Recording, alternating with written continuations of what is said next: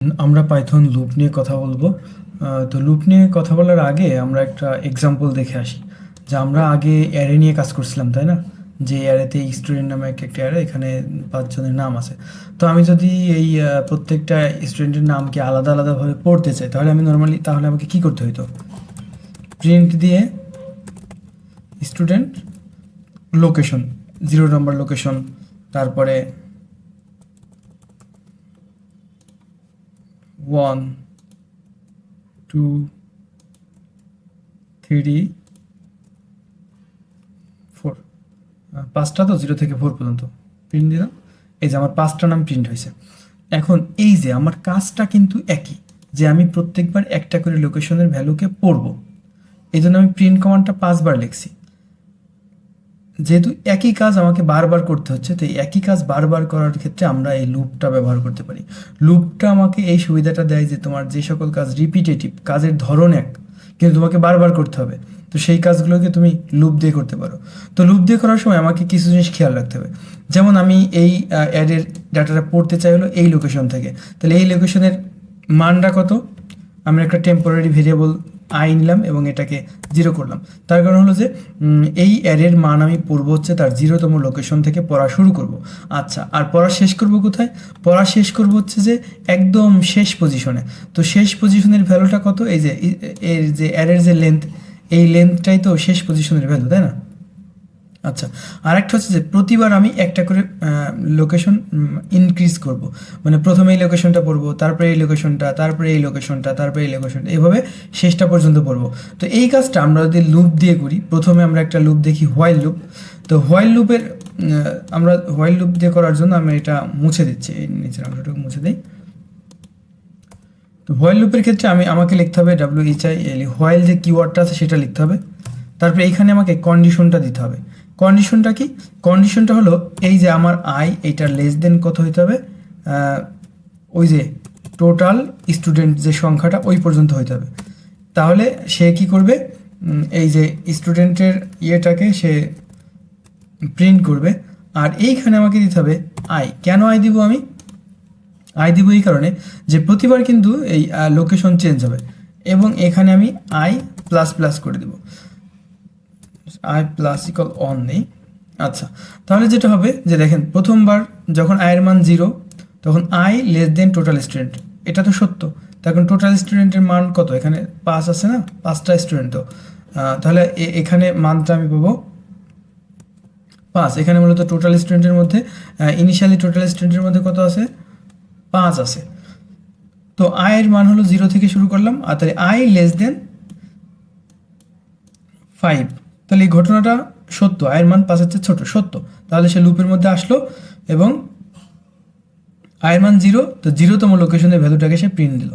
এরপরে সে আয়ের মান 1 বাড়ায় অন করে ফেললো। অন করে সে আবার এই কন্ডিশনের এখানে ফেরত আসলো। এখন দেখলো যে অন লেস দেন 5, এটা কি সত্য কিনা? হ্যাঁ, এটা সত্য। তাহলে সে এখন কি করলো? এই 1তম পজিশনের ভ্যালুটাকে পড়লো। এরপরে আয়ের মান 1 বাড়ায় এখন কত করলো? 2 করলো। তাহলে 2 লেস দেন 5, হ্যাঁ এটাও সত্য। তাহলে সে এখন এই লোকেশনের ভ্যালুটাকে পড়ে দিল।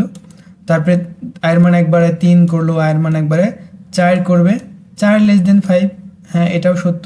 তারপরে সে 4তম পজিশন, মানে যে এই পজিশনের ভ্যালুটা, এটা যদি 0 হয় তাহলে এটা তো 4th পজিশন, এই পজিশনের ভ্যালুটাকে পড়বে।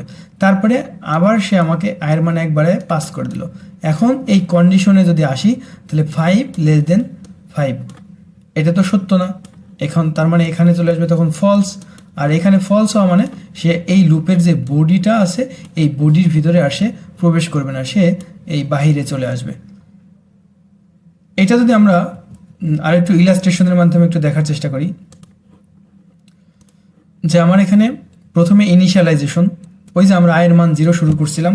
তারপরে কন্ডিশন হলো যে কোন শর্তের সাপেক্ষে আমার এই লুপটা ঘুরতে থাকবে। যদি কন্ডিশনটা সত্য হয় তাহলে বডির ভিতরে আসবে এবং বডির ভিতরে যে লাইনগুলো থাকবে সে এক্সিকিউশন করবে।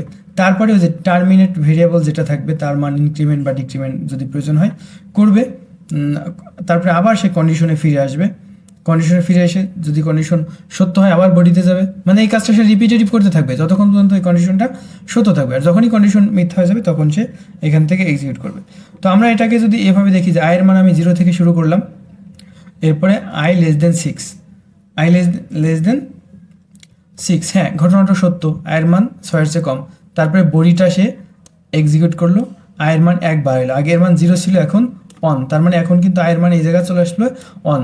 তাহলে 1 লেস দেন 6, হ্যাঁ ঘটনা সত্য, বডিটা এক্সিকিউট হলো, আয়ের মান 1 বাড়ায় এখন 2, আবার আয়ের মান এখানে ফিরে চলে আসলো, তাহলে 2 তো 6-এর চেয়ে ছোট, আবার এখানে আসবে। এভাবে করে আমার আয়ের মান 5 পর্যন্ত যখন আসবে ততক্ষণ পর্যন্ত এটা সত্য, বডিটা এক্সিকিউট হবে। তারপরে আয়ের মান যখন এভাবে 6 হয়ে যাবে, তখন 6 নিয়ে এটা যখন এখানে ফিরে আসবে, তখন আর এটা কিন্তু সত্য থাকছে না।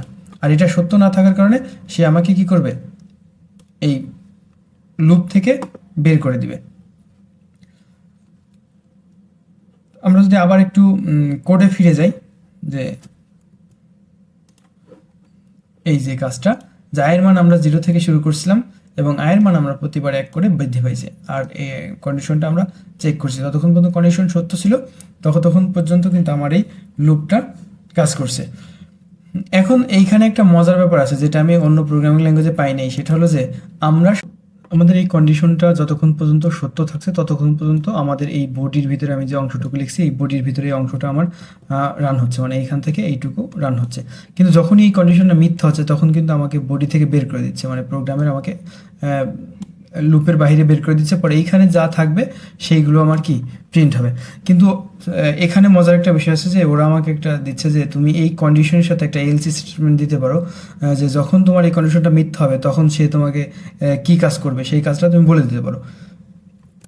তো আমরা এখানে যেটা ইউজ করতে পারি, আচ্ছা এখানে বলছে যে আমি যখন লুপ শেষ হয়ে যাবে, মানে আমার কন্ডিশন মিথ্যা হয়ে যাবে, তখন আমি একটা মেসেজ দিয়ে দিলাম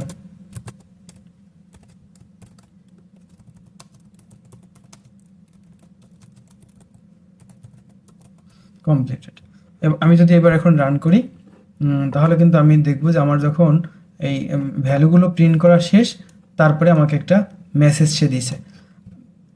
আর মেসেজ দেওয়ার পরে আমার এই যে মেইন প্রোগ্রামে যদি আর কোনো মেসেজ থাকে তাহলে সেগুলো সে হয়তো প্রিন্ট দিয়ে দিবে। আচ্ছা, এটা আছে মূল প্রোগ্রামের অংশ, এটা আমার এই লাইনটা কিন্তু আমার মূল প্রোগ্রামের অংশ, এই লাইনটা কিন্তু আমার লুপের কোনো অংশ না, এটা হচ্ছে লুপের সত্য অংশ, আর এটা হচ্ছে লুপটা যখন মিথ্যা হয়ে যাবে তখন সেই অংশ। আমরা এই লুপের মাধ্যমে সহজ একটা এক্সাম্পল দেখতে পারি, যে আমি 1 থেকে 100 পর্যন্ত সংখ্যাগুলো প্রিন্ট দিতে চাই। তাহলে আমি শুরু করবো কত থেকে, 1 থেকে, আর 100 পর্যন্ত প্রিন্ট দিতে হলে এখানে আমাকে লিখতে হবে 100, আর এখানে লেস দেন ইকুয়াল টু দিতে হবে, যেহেতু আমি 100 পর্যন্ত যাচ্ছি, আর এইখানে আমরা হচ্ছে যে দিব আই। তাহলে আমার এখানে প্রতিবার আয়ের মান 1 করে বৃদ্ধি পাবে এবং এই ফাইনালি আমার আয়ের মান 1 থেকে 100 পর্যন্ত প্রিন্ট হবে। আমি যদি রান করি তাহলে দেখতে পাবো যে আমার এখানে আয়ের মান এই যে 1 থেকে শুরু হয়েছে এবং এটা সর্বশেষ 100-তে যায় শেষ হয়েছে। আমরা এই লুপ নিয়ে আরও কিছু এক্সাম্পল দেখবো, আমরা ফর লুপটা শেষ করার পর 2টা লুপ একসাথে আমরা আরও কিছু